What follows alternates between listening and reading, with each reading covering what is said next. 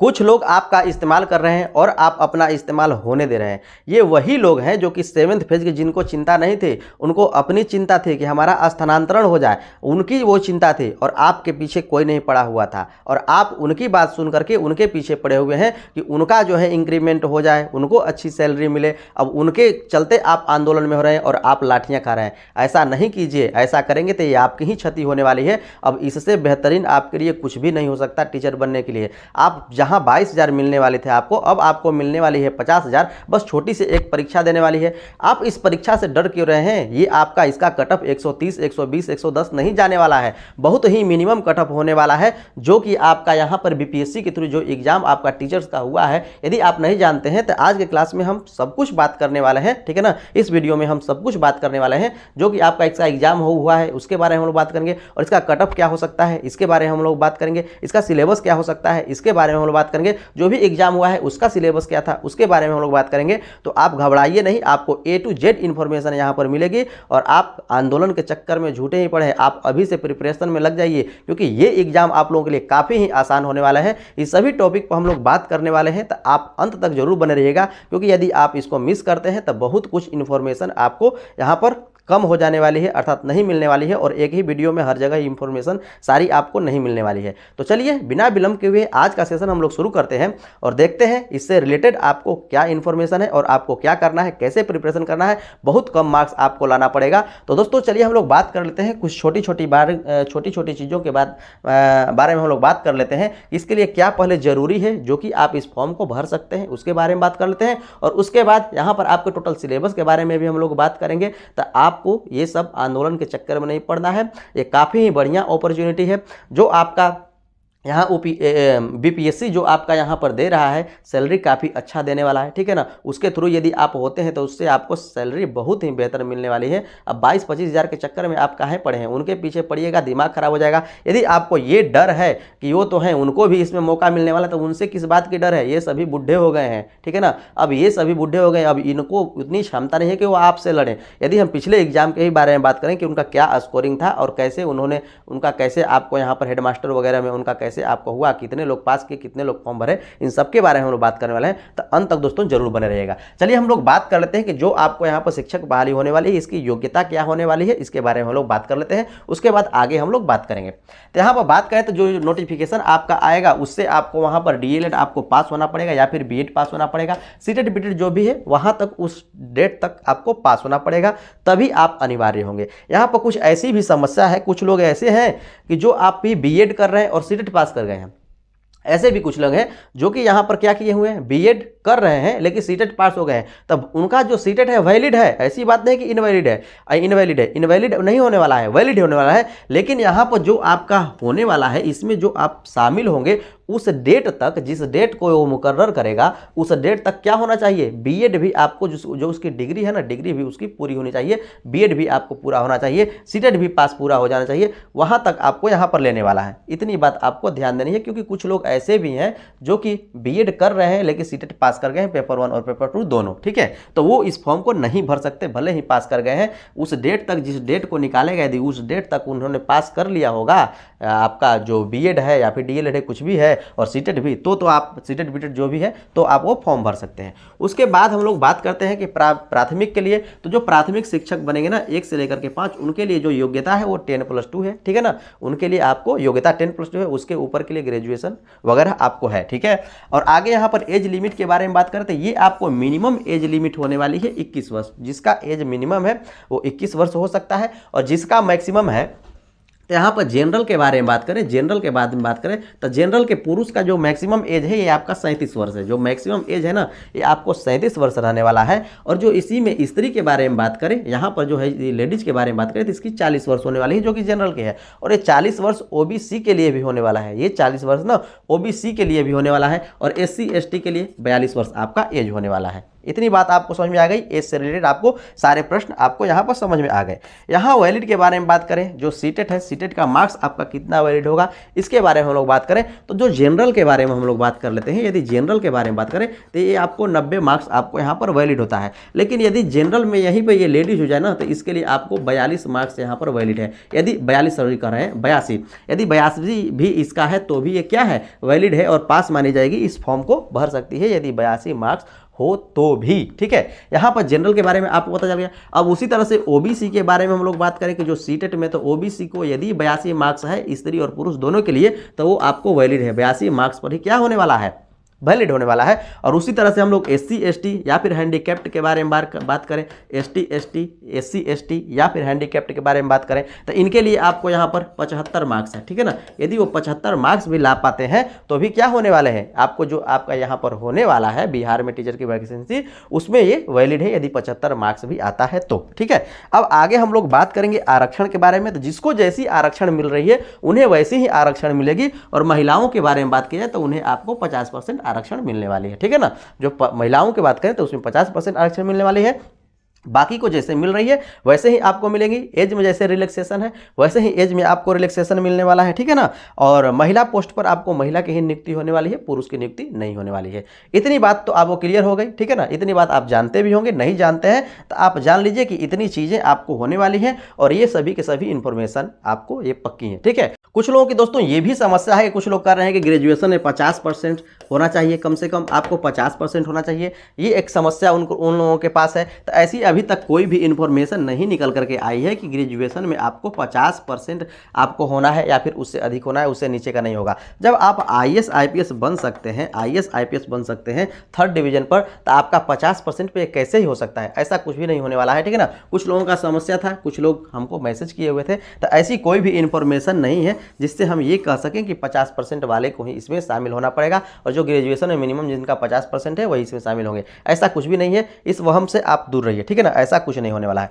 चलिए हम लोग कुछ अलग बातों को जानते हैं। ठीक है, अब चलिए दोस्तों हम लोग प्रधान शिक्षक के सिलेबस के बारे में हम लोग बात करते हैं, जो कि प्रधान शिक्षक का आपको होने वाला था, जो कि अभी तक नहीं हुआ। इसमें क्या सिलेबस होने वाला था उसके बारे में हम लोग बात करेंगे। उसके बाद हम लोग बात करने वाले हैं जो हेडमास्टर का आपको सिलेबस, जो कि एग्जाम हुआ था हेडमास्टर का सिलेबस, उसके बारे में हम लोग बात करेंगे। तो आप अंत तक जरूर बने रहिएगा। अब कुछ लोग तो यहाँ तक कह रहे हैं कि जब हमको BPSC के थ्रू ही एग्जाम दे करके हमको लेना है, BPSC के थ्रू ही एग्जाम दे करके हमें लेना है, तो हम अधिकारी नहीं बनेंगे कि मास्टर बनेंगे। अब इनको कौन समझाएगा कि BPSC के थ्रू आप एग्जाम के थ्रू आप मास्टर बनना चाहते हैं तो इससे क्या आपको फ़ायदा होने वाला है। और यहाँ तक कि आपको आंदोलन करना चाहिए था, BPSC के थ्रू ही लीजिए, आप यहाँ पर बिहार SSC के थ्रू नहीं लीजिए, बिहार SSC के थ्रू आप एग्जाम नहीं लीजिए, क्योंकि यहाँ पर पारदर्शिता अधिक है। BPSC के थ्रू जो आपको एग्जाम होने वाली है ना, आपको पारदर्शिता अधिक होने वाली है, समय कम लगने वाली है, जल्दी आपको ज्वाइनिंग मिलने वाली है। और यहीं पर यदि आप बिहार SSC में जाइएगा तो कितना भी टाइम लग सकता है। ठीक है ना, तो आपको इसलिए आंदोलन करना चाहिए था कि आप BPSC के थ्रू हमारा एग्जाम लीजिए, कराइए और इसी के थ्रू कराइए। और हमारी जितनी है 2.5 लाख, हमको 2.5 लाख दीजिए, ऊपर से जितने भी आएंगे एग्जाम में उनको 2.5 लाख छांट करके हमको दे दीजिए, तो आप ये कुछ बात बनती और आप इसमें काफ़ी आपको फ़ायदा होने वाला होता। लेकिन आपने तो आंदोलन कर लिया कि इसको रद्द कीजिए। रद्द करने से आपको कोई फ़ायदा होने वाला नहीं है। यहाँ BPSC के बारे में हम लोग बात करते हैं कि यदि आप BPSC के थ्रू, तो BPSC में टोटल इस साल 4 लाख, टोटल आपको यहाँ पर 4 लाख फॉर्म गिरे। ठीक है ना, 4 लाख फॉर्म गिरे, जिसमें कि 3900 लोगों ने इंटरव्यू तक पहुंचा। 3900, अब 4 लाख में 3900 लोग इंटरव्यू तक पहुंचे और इन 3900 में मात्र 300 लोग ऐसे हुए जो कि यहाँ पर BPSC को क्रैक करे और अधिकारी बने। क्या आप इतने लायक हैं कि आप अधिकारी बन पाएंगे? हमको तो नहीं लगता कि आप इतने लायक हैं कि आप इन 300 में आपको आने वाले हैं। और यहाँ पर जो शिक्षक की बहाली होने वाली है भैया, 2.5 लाख बहाली होने वाली है, 2.5 लाख बहाली होने वाली है। और इसके लिए आपको यहाँ पर आवाज़ उठाना चाहिए था कि हमको 2.5 लाख बहाली चाहिए, और हम BPSC के थ्रू एग्जाम देने के लिए तैयार हैं, लेकिन हमको ऊपर से 2.5 लाख जितने हैं हमको उतने चाहिए। तो एक बात बनती, एक मुद्दा था और इसके लिए आप यदि आंदोलन करते तो ये बहुत ही बेहतर था। ठीक है ना, लेकिन आप ऐसी बात के लिए आंदोलन कर रहे हैं। अब इससे क्या आपको फायदा होने वाला है? कुछ फायदा नहीं होने वाला। यदि ये आप करते तो आपको फायदा होने वाला है। अब इसके थ्रू जो इन अधिकारियों का वेतन होने वाला है वही वेतन आपका होने वाला है। तो आप इस और आपका जनरेशन जो है सुधरने वाला है और आप इसको न छोड़ करके आप कुछ और ही करने चल दिए हैं। तो चलिए, जो कर रहे हैं उनको तो हम कुछ कह नहीं सकते, वो करें अपना काम। हम लोग बात करते हैं यहाँ पर सिलेबस के बारे में कि सिलेबस आपका क्या होने वाला है और क्या क्या पूछेगा, कितने मार्क्स का पूछेगा। तो यहाँ पर जो आपका प्रधान शिक्षक का जो सिलेबस था ना, अब इसके लिए यहाँ पर टीचिंग मेथोडोलॉजी कह लीजिए, ठीक है ना, एजुकेशन साइकोलॉजी कह लीजिए, सीडीपी कह लीजिए, इसमें आपको यहाँ पर जो है ये आपको 75 मार्क्स का पूछने वाला था, अर्थात 75 क्वेश्चन आपको यहाँ पर पूछने वाला था 150 में से, ठीक है ना। और यहाँ पर बात किया जाए कि हिस्ट्री, तो हिस्ट्री में भी आपको पूछने वाला था मॉडर्न हिस्ट्री और यहाँ पर एंशिएंट हिस्ट्री, अर्थात यहाँ पर प्राचीन और जो आपका इस समय का है उसके हिस्ट्री के बारे में हम लोग बात करें, ठीक है ना, आधुनिक और प्राचीन दोनों हिस्ट्री। और ये आपको पूछने, इसमें आपको 20 क्वेश्चन आपको आने वाले थे, अर्थात 20 मार्क्स के आपको आने वाले थे। उसी तरह से पॉलिटी के बारे में बात करें तो जो आपका यहाँ पर पॉलिटी है, पॉलिटी भी आपको 10 क्वेश्चन आपको आने वाला था। और यहाँ पर करंट अफेयर के बारे में बात करें तो ये भी आपको इसमें से 15 क्वेश्चन आने वाले थे। और यहाँ पर मैथ प्लस रीजनिंग के बारे में बात करें तो ये आपको 10 क्वेश्चन आपको पूछे जाने वाले थे। और यहाँ पर जो साइंस के बारे में बात करें तो साइंस में भी आपको यहाँ पर 10 क्वेश्चन ही आपको पूछे जाने वाले थे। और यहाँ पर ज्योग्राफी और इकोनॉमिक्स के बारे में बात करें तो इनमें से भी आपको 10 क्वेश्चन ही आपको यहाँ पर पूछे जाने वाले थे। तो टोटल कितने हुए? 75 नंबर, वो 20 नंबर ये 95 नंबर, 10 नंबर 105, ये 120 और यहाँ पर ये 30, 150 हुए। तो इस तरह से आपको पूछे जाने वाले थे, जिसमें कि आपको इसके बारे में तो आप जानते ही, इसके बारे में आपने बहुत कुछ सीखा है। यहाँ पर मॉडर्न हिस्ट्री के बारे में बात करें तो हिस्ट्री जो आपको 10th तक है उसको ही आपको पढ़ना है, ठीक है ना। आपको प्राचीन और मॉडर्न दोनों ही आपको यहाँ पर पढ़नी है। तो जो 10 तक है वही आपके लिए पर्याप्त है, ठीक है ना।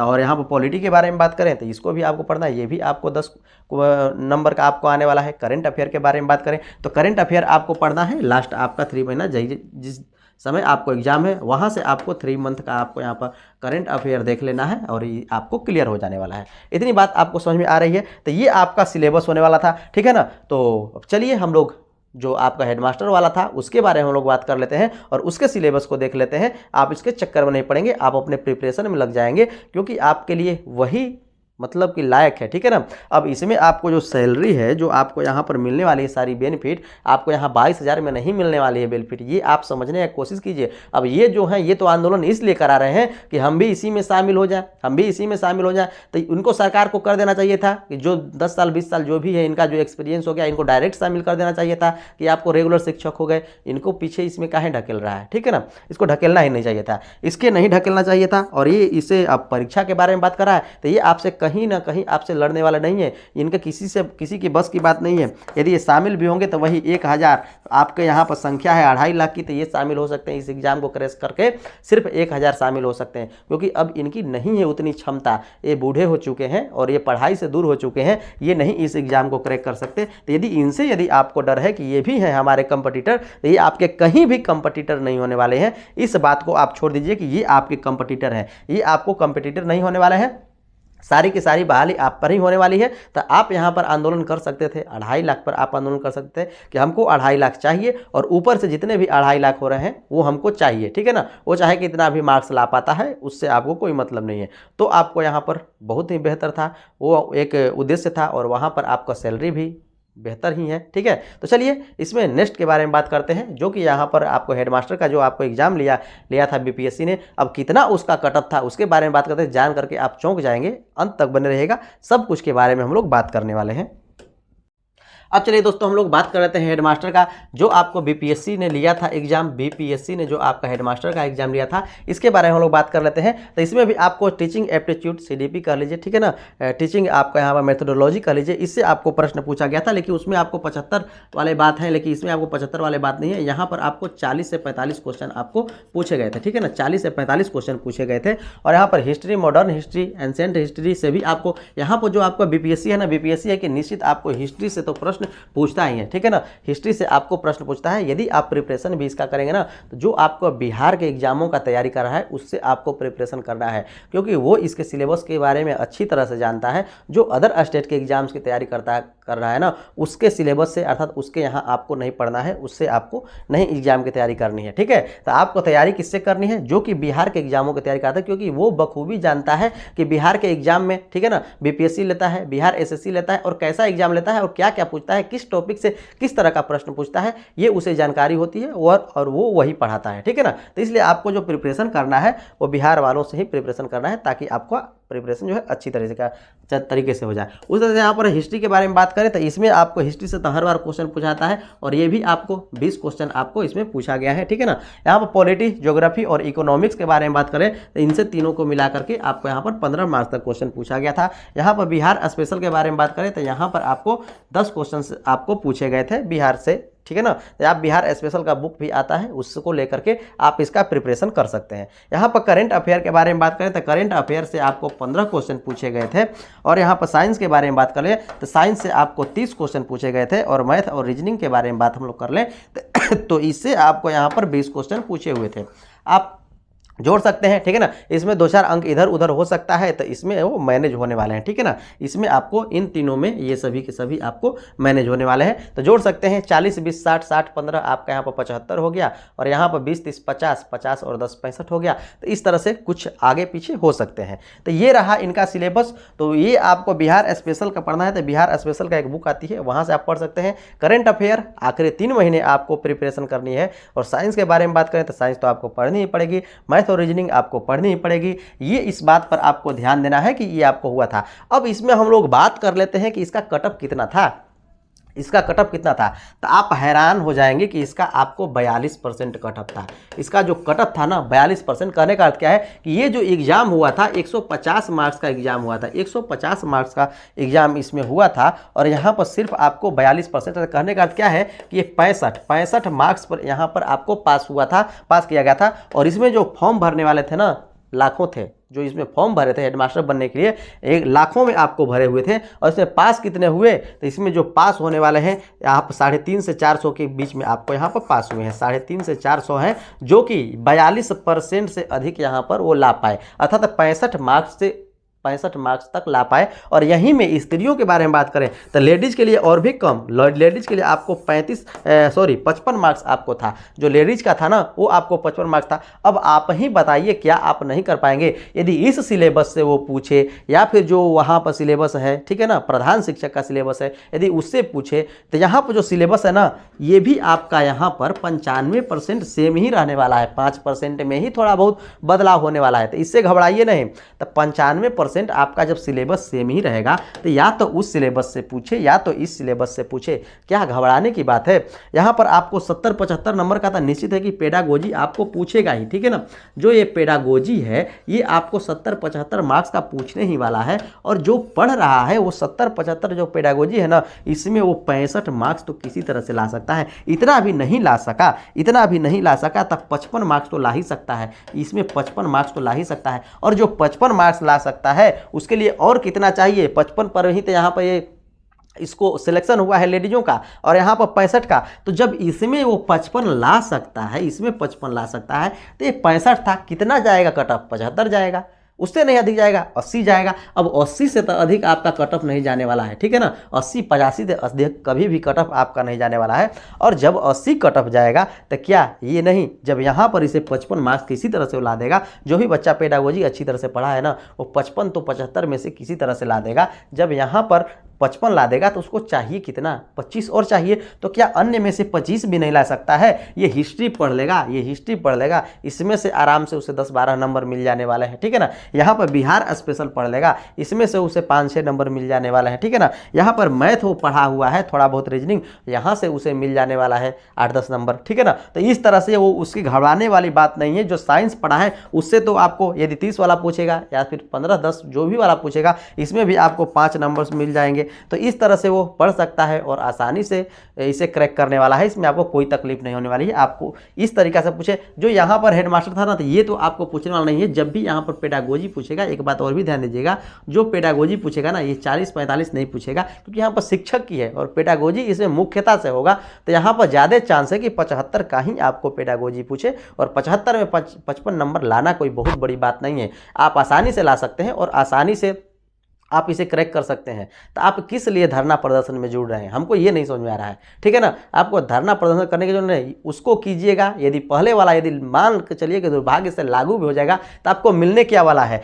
मिलने वाला है आपको 22,000। मिलने वाला कितना है आपको 22,000 मिलने वाला है। अब 22,000 में आप क्या कर लेंगे, क्या कुछ कर पाएंगे? हमको नहीं लगता है कि इस महंगाई में 22,000 30,000 में आपको कुछ कर पाएंगे, कुछ नहीं होने वाला है। परिवार का खर्च बर्च नहीं चलने वाला है। तो इसमें आप नहीं रहिए, थोड़ा सा आप अपना एफर्ट लगाइए और मेहनत कीजिए। आपके पास बहुत टाइम है, इतना टाइम में तो आप बहुत कुछ अच्छा कर पाएंगे और 80 नंबर तो किसी तरह से ला ही पाएंगे। यहाँ पर 65 पर ही हो गया, तो आपको कितना चाहिए, 80 चाहिए। और जो यहाँ पर जो पुराने वाले हैं उनका भी यही गति होने वाला है। इनका 65 लाने में ही सारी गति हो जाएगी, 65-80 लाने में ही सारी गति हो जाएगी। क्योंकि इनके लिए जो था ना वो आपको 12 वर्ष का एक्सपीरियंस था। जो हेडमास्टर के लिए था वो आपको 12 वर्ष का एक्सपीरियंस था। अब जो 12 वर्ष का एक्सपीरियंस लिया, अब कितना वो पढ़ेगा? तो उसी तरह से सभी मास्टर हैं, वो कितना पढ़ेंगे, वो कितना आपको टक्कर दे पाएंगे? तो उनसे आपका कोई कंपटीशन नहीं है, उनसे डरने की जरूरत नहीं है कि यहाँ पर 6 लाख हैं, 7 लाख हैं, 4 लाख हैं वो, और हम 2 लाख 2.5 लाख मिल करके 7 लाख हो गए, 6 लाख हो गए।